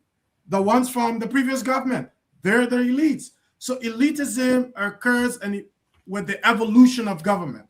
So we cannot continue to hold on to this principle of they against us. It doesn't work. It's insignificant in any conversation at this point. It's about what are they bringing to the table. And so, as far as your question about, did the actors of the 70s and the 80s, the agitators or progressives, did they achieve what they set out to achieve? They may not. I mean, up until Emerson became interim president, they had an opportunity under the PRC, but the PRC was not of their making. It wasn't of their making. And those two polarized groups, the PAL and the Moja, never saw eye to eye. And so they missed out on many things. Even Okay, Dr. Williams. Let me just pause you there for a second and you can welcome Tawi, welcome to the show, brother. Yeah, thanks. Hi, everybody. We good. So we're discussing the UL. We talk about the early formation and what are the state actors at the time meant it to help improve the new republic, to help build people for manpower for the new republic. We had a conversation, and now we talk about whether the UL produced the kind of leaders that we have then and now. What are the UL factor into that? Currently, we're talking about the shift when the UL became more or had a more political consciousness and social movement trying to effect change, and that's what Dr. Williams was speaking to. I just want to allow Dr. Williams to land. Then I'll come to you. Is that okay? Yeah, thanks. Dr. Williams. So yeah, in a nutshell, the progressives at the time fought for space for everyone, equitable political space and participation. For example, in so many ways they succeeded. In so many ways, I know in 1977, for example, when Emerson was going up for the city hall, and that process was aborted by President Talbot. Up to now, we've never had elections or held elections. We've not held elections for City Hall, nowhere in the country. And it's become a norm that we're not electing our city officials. We at the Agenda for Liberia's Transformation filed a petition to the presidency and said we need to have elections for our City Hall because it's constitutional. It's part of our governance structure. Those things haven't happened. But so let's take the UL. Let's leave the governance issue. Let's take to the UL. So the UL, exactly, as part of our broader framework and infrastructure, the UL has played its part. It continues to play its part. But in terms of the quality of people that have been produced, is a direct result. 30 seconds, then I'll leave you. 30 seconds, then I'll leave you. If the progressive did achieve their pursuit for multi-party democracy, which we gave it to them, they did that. We're seeing it happening now. Yeah. They did not promise us that they were coming to run the country and make it successful. They said they wanted enlarging the space, right? They got that. So now they that also said they wanted economic equity. No, they also talk about economic equity and progress. Yeah, but they got it now. They got it. Don't we have it? Yeah, let me go. They got it now. No, we don't have economic equity. We don't. Where do we have that? Leo, in what country are you talking about? We're all Liberians. In Liberia, where is the economic equity when till to this date, you got certain portion of our population that consumes up to 80% of our budget of the country's economic wealth at the detriment of the That's another conversation for another day. No, but you just said they have economic equity. I said no, they don't. Dr. You don't Williams, have economic Dr. equity. Williams, Liberia Dr. is one of Williams, the poorest I don't want countries a moderator. on planet Your Earth. pause. Okay, your pause. I'm the moderator. Now, Because- this is what I want us to focus on, right? We're looking at UL transitioning from an academic program producing leaders to an agitation, a cell for political consciousness and social movement for change. The question is just simple: Did they achieve that I said no. mobilization? They did. Yeah, They if you No. said no, and By their own confession, they said no, they did not achieve it, and you said they achieved it. They did. Leo, yeah, but gentlemen, you're with. You don't have to agree with each other. You can just state your point. The audience will decide which side to flow with. You can't convince each other on this show right now. No. Tawo, do you think you one of those who feel that there's a lot of flaw in the foundation of our education system, and now we're discussing the UL? I want to give you a chance. Do you think that the political consciousness and social movement for change at the time in UL transition help Liberia or it harm Liberia? I don't know whether I can't say for sure whether it help or harm. This is what I will say. To point something out first, the indigenous group or the progressive movement and all of the different elements at LUN at that time that were agitating, they were not agitating merely just for political space. It was economic. People were excluded from participation. Exactly. And that is what led to the agitation. Had the American Liberians open up the space to where everybody could benefit economically, we're never going to have the agitation for them to force people out. And that is the trajectory that we are on today. Every agitation is not about political space to open more political parties. It's about equitable distribution so that everybody can benefit. That is a trend that we are on today. So is that what we have today? Is that what we have today? That is the same trend that we are on today. All the agitation is about people wanting to be able to benefit. All right. So I'm the moderator. I'm the moderator. I know I can see like the tendency. He's the best since 1847. I'm the best since 1922. So maybe I owe him about 2 years or 5 years. So let me come to you, Dr. Williams. Oh, you didn't finish? No. This is what I want to say. I was listening to Leo. No, they didn't achieve that. Remember that what was happening, the guys were just agitating, didn't have no real sense of direction. They didn't know anything about running a country. There was no real program set up beyond that agitation when they end. What were they going to do if they have access to power, or if the African or the Liberian indigenous were allowed or given a space to participate? They didn't know where to go. So you could see it in when some of them in some forms when they got involved and they started to come in.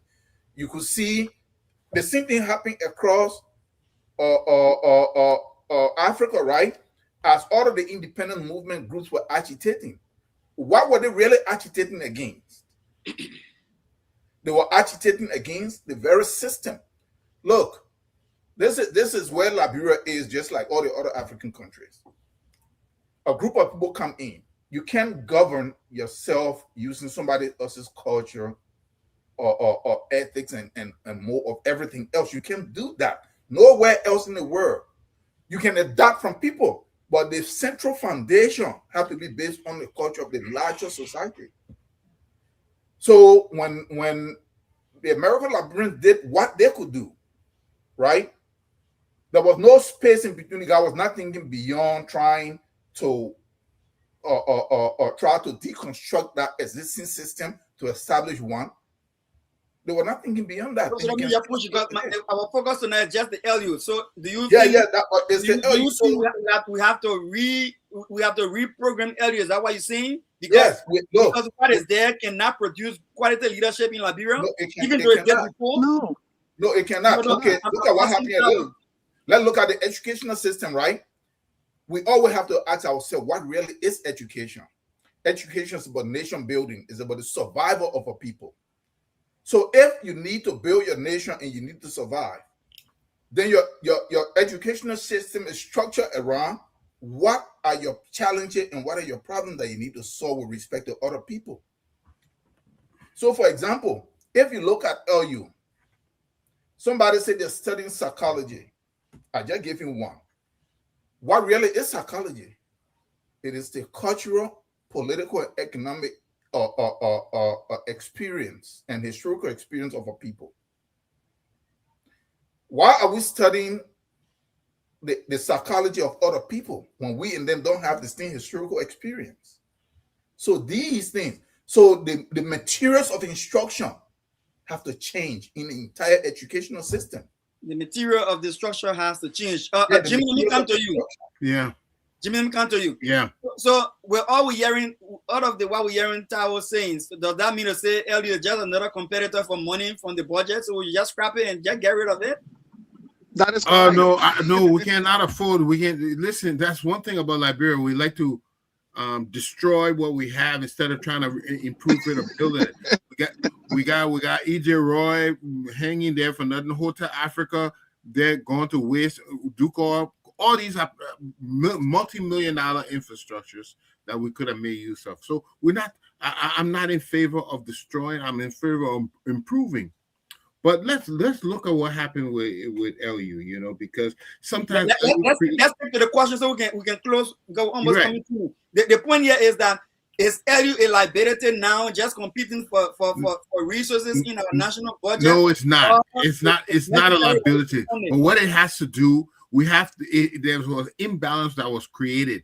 When you start having a whole lot of graduates in political science, sociology, history, law, economics, and humanities, and you comparatively producing fewer engineers, agriculturalists, industrial managers, technicians, entrepreneurs, you create what they call an imbalance. So now when these people graduate, suddenly they go in the market, it produces frustration.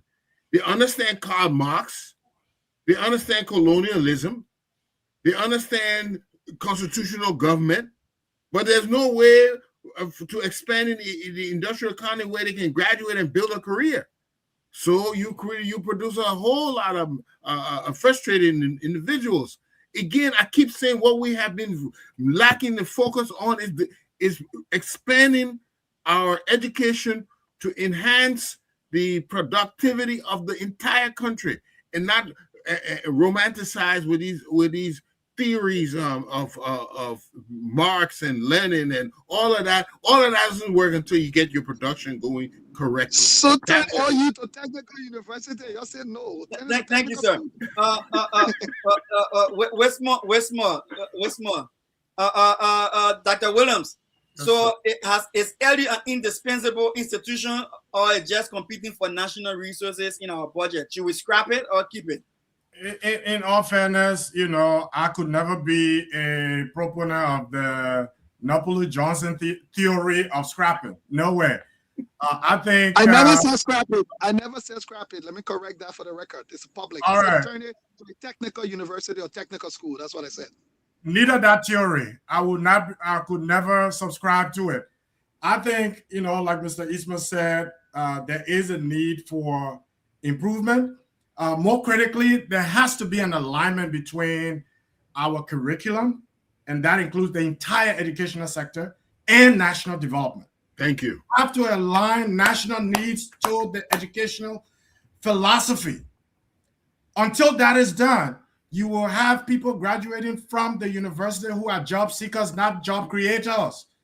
You will have high school students whose sole focus is to go to the University of Liberia because there's a prestige by being at the University of Liberia. There's not an emphasis on innovation, creativity, and an alignment between that and national development. Thank you, Dr. Williams. I think you answered the question already. You can put all the meat on it when you. You gotta let me. Yeah. Go, Leo. Go on the take a shot at this one. Is it a national burden? It's just competing for budget or we just keep it or It is, scrap it? What it is would you just, do? it is not only a national burden, it's the national time-taking bomb for disaster in Liberia. That's what it is. And I will say this to you. It's amazing how everybody, since I was 9 years old, have been saying we only need to improve it, but till now, nobody has come up with a roadmap for what that means. I will be the first to jump on board. If anybody on this show or anywhere in the world can come out and say, here is the roadmap that we have created that will make you align with the national. Let me tell you what our national development needs are right now. We need plumbers. To find plumber in Liberia to fix your pipe, my brother, that World War III. So, in fact, radio stations in Liberia are boasting that they got Ghanaian electricians in country if you need a good electrician. To find somebody to lay your tie in the country that World War IV. To find, look, I'm telling you this. So, if you are saying we should align UL with the country national agenda, let's take Germany. When World War II was over, Germany was worse than Liberia. Liberia is way ahead of where Germany was. What Germany did, Germany scrapped all of their universities that were based on research activities. They developed what they call technical universities. Till to this date, the most popular form of post-secondary education in Liberia, in Germany, is technical universities. By the way, because of that, Germany has the lowest youth unemployment rate in the world. So people want to have this prestigious, flamboyant, glamorous thing that we got UL. UL is not even functioning as a glorified high school. It's unable to. Doesn't have the resources, and it will not, even if you have a planning place, it would take 20 years. So why are we training people? Dr. Williams, if Dr. Williams were not in America, he would not have been as successful with his UL degree. All right. Okay, Leo. Let me wrap up. Let me wrap up. 30 seconds. 30 seconds. Run out of time. Why are we training people in Liberia to succeed in other countries, but they can succeed in Liberia with their degrees? Why are we training our population for different countries' economies? So my proposal remains. They say you got to accept where you are before you build to what your hand can reach. In a Toyota, you can buy, my brother, ride a Toyota, buy a Toyota, drive it proudly, do Uber till you raise enough money to buy BMW. We need a technical university, not UL. When we raise the capital, the resources, and the expertise that we need to run a proper research-based university, then we can take LU back to where it needs to be as a university. For now, we can at least manage it as a technical university so that it immediately responds to the most pressing economic needs of the country. In 30 seconds, Leo. In 30 seconds, give me 5 curriculum areas in that model you're talking about. Yes, nursing, engineering, carpentry, plumbing. That's 4, right? The agriculture. That's 5. Thank you. That's all. Dr. Pearson. I got all of that in Liberia right now. All exactly. Right, let's go to tower. You are talking about that as a university research degree. Leo. No, Dr. Pearson, you may not do what the service here. You are a researcher. No. I gave you chance to lay out what your vision is, so I understand where you're coming from. I'm going to tower. Come in. Yeah. So look at what happened. Remember when I started? I said education is about nation building and about survival for people. And you build your education model based on what you need for you to compete. We are all saying the same thing. So we should stop trying to say the other person is wrong, right? Jimmy Eastman been shouting this for a while. We need technical vocational areas.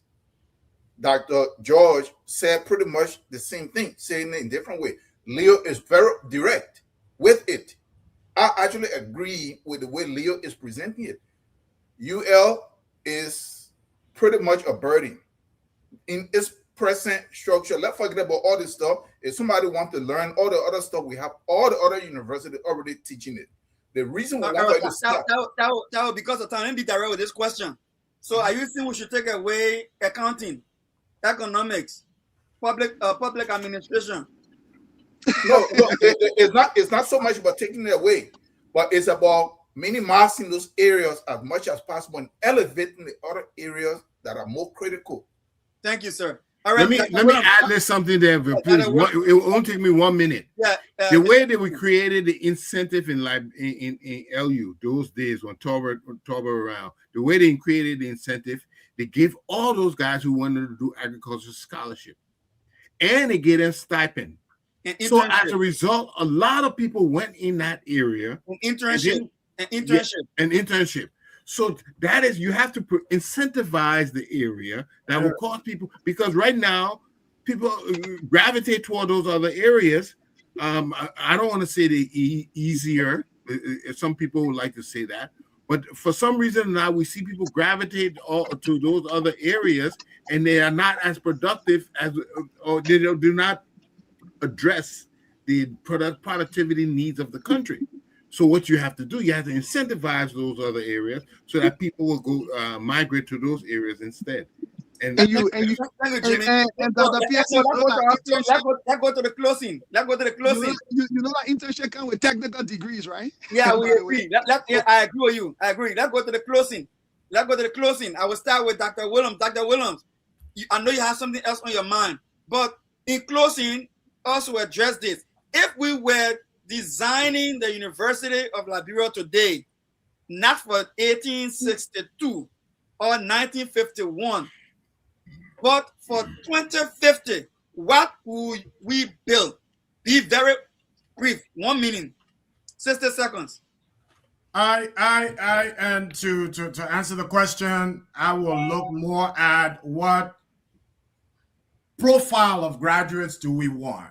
And again, it goes back to the whole idea of what does our nation need? What are the needs of the nation? And as a national university, what quality of individuals do we want to put out? We live in the digital age, but our nation does have enormous needs. There are resources everywhere. There are opportunities everywhere. You go, there are opportunities everywhere. Consider, for example, our education, College of Education at the university. Why are we putting out individuals who are job seeking rather than we have an acute teacher training shortage? At least 80% of our principals are not licensed principals, but we have a College of Education. What are they doing? Are we just ushering out degrees, distributing degrees, or putting people out there to fill the gaps? All of these things, the RTI and all these international organizations that come to Liberia to undertake programs, we should be addressing our own issues. Our college should be able to address the challenges of the nation and provide answers and responses to those issues. We're talking LU, not colleges. LU, we got BWI there. The men just agree with me that we might turn LU to technical university. No, sir. Leo, our university, which includes colleges, ought to provide answers to the challenges of the nation. That is the kind of university I would like to see. Thank you, sir. Okay. Understood. 30 seconds. 30 seconds. So I can cut you. 30 seconds. You good? Yeah, and but again, it goes back to aligning the national need to our curriculum. All right. And Mr. Tao, 60 seconds. You got 1 minute to. If you want to see your university, what do you want to see done with LU now? Yeah. Dr. Washington Williams, just answered the question. He agreed with Leo and agreed with everything that we're saying. What is the national need? Our national need is technical areas. No, that's not all. Right now, our national need is technical area. We got issues from now to 2050. But what about leadership, Mr. Tao? Are you okay with the quality of leadership we have nationally? Are you okay with that? But they don't have the people politicians. Gentlemen, close. Y'all get our chance to close, please. We have many needs. We have many needs. You got to close. Please close. What are some of the most successful countries right now in the world? China. When China came out of the war in 1949, you know what they did? They saw that the educational system could not meet the challenges of where they wanted to go. President Mao closed all the schools for almost 7-8 years. He created a whole new generation of people. I said it. Listen now. So when they came back, you know that Z is a chemical engineer. This is a struggle that the U.S. is having. All of the Chinese people from Deng Xiaoping, all the way to John Zemin, to all these guys, all the way to Z, they're all technocrats. Thank you, so sir. So you don't have to be a politician. So listen. When I came here, I came from to do political science and economics. Why? Because that is what we knew in Liberia. So I took, and I was very good in the sciences. You closing, Tao. You closing. I know I'm closing now, but I'm just saying. I'm trying to put it to the US now. So yeah, 1 minute finish. Don't put it away to US. US, where we're talking about LU. Okay, yeah, but no, I'm just saying something that you have to address the need. We're gonna come to what Jimmy said. You have to incentivize it, right? Yeah, 1 minute finish, brother. Okay. Leo, you got 1 minute. Give it a shot. 1 minute. I will hurry up. Yeah. The first thing in Liberia, we do not even have the quality of faculty to give any research-based university in the Republic of Liberia, period. But let me say UL. What we need to do, there is something the West has introduced because of the shortages of professors as well, called industry-based professors. There are people, old men and women in Liberia from the old school, who are great electricians, for example. They don't have a PhD, but their exploits and level of experience in the field can be equated to an industry-based professor. We need to turn UL into an economic productivity machine. Our key needs, agriculture, right? Engineering, construction, those practical areas. Technical university, 2 years of technical applied education. If we have a nation that is economically productive, we'll not be worried about politicians. We'll not be worried about studying economics and all of that stuff. Let me give it to you directly. Go do economics degree to ULC, probably you'll get a job. You're saying really, Maki.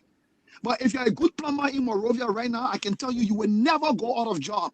Everybody looking for good plumbers, good electricians, good construction engineers, good nurses. There's never a shortage of job, but there's a shortage of people who know how to do that. So nobody is saying those other needs are not important. They are important, but we are saying on the hierarchy of priority, we have to address the most immediate needs while we think about building. Let the private schools teach economics. The private university teach public administration. We got a point, Leo got a point. We got a point. Mr. Eastman. Yeah. Bring it home. Okay, I'm going to bring it home. I think we touch a lot of things that how LU can go and what direction they can go. But I want to reiterate something John Moluma, we both have the same alma mater, what he said. He said a lot of people right now are looking and say, what will government give? When will government give me a job? He said the more powerful question is, what problem can I organize for people to solve? Well, we have to become entrepreneurs because somebody needs to hire these people. So equally as important that we do, skills are necessary, but we need people like Leo who can employ people, who can organize to employ people. To hire people, to build systems, to build, where you can provide jobs for people. That is an important question, just as important as hiring skills. So I think another thing LU could do is gear people's minds toward becoming entrepreneurs on their own, starting with little or nothing. Mold their minds so they think of organization and how they can organize instead of thinking, who can I go work for? I think that's a new orientation we need to introduce in LU. I'll leave that right there. Dr. Williams, I gave you 30 seconds for my 1 minute, and I gave my other 30 seconds to Tao. So Dr. Williams, use my 30 seconds. Mr. Tao, use my 30 seconds, then I'll hit the button that says we are all one Liberians, it will be out of here. You learn that at PSC, you're not taking an argument with who you're sharing your time to, but no, go ahead. I'm just kidding. In short, Mr. Eastman, social entrepreneurs are the quality or the standard of graduates who like to see come out of the UL. Okay, Brother Tao. And transform the country. Brother Tao. Yes. 30 seconds. Look, we need technicians on every level. Leo already laid out clearly. Jimmy put it very well. In the US now that they're deindustrialized, they're trying to go back to that now. They just issued like almost $500 million to try to train people in that area because that is the need now of the US because they want to reindustrialize. Like that is where Liberia is. Thank you, sir. So there you have it. Tonight I have wonderful people. Jimmy Eastman, the Balance A political analyst. We had Dr. George William, an educator, a strong advocate for sound leadership in Liberia. Dr. Williams, and we have Leo, the entrepreneur, one of the big guys. Somebody saying employing people in Liberia. We have our own brother, the guy who advocating for us leading ourselves in a way that is convenient for our culture and our tradition. That was the talking point for the day, Universal Liberia, and you were listening to Focus on Liberia. We'll leave you with a song that says we are all Liberians. Have a wonderful rest of your night. Gentlemen, until we see you again, have a good night. We are Liberians. Liberia.